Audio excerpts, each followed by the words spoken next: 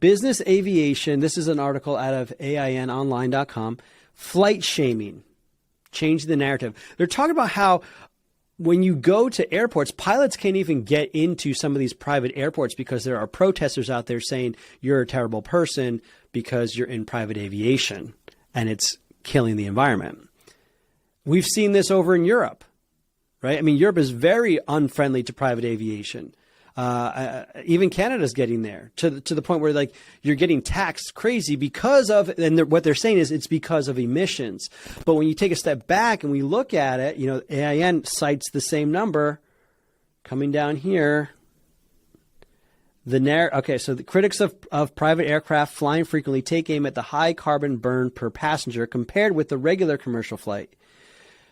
The narrative is often focused on the environmental cost per passenger, and while we acknowledge that the carbon burn for business aircraft user is comparatively higher than that of commercial aircraft passenger, it is important to emphasize that the industry contributes only 0.04% of global greenhouse emissions, said Hogbin. This is Glenn Hogbin over here, CEO of the Air Charter Association.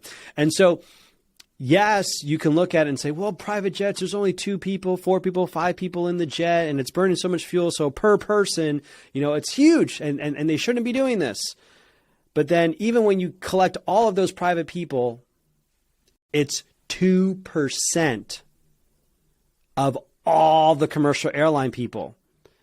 So 98% of the problem is from commercial airlines.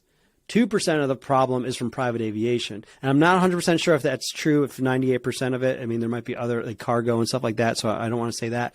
But what I do want to point out is that 2% of private jets, private jets only contribute to 2% of the carbon emissions. And overall, it's only 0.04%, less than a percentage point of the problem for global gas emissions is from private aviation.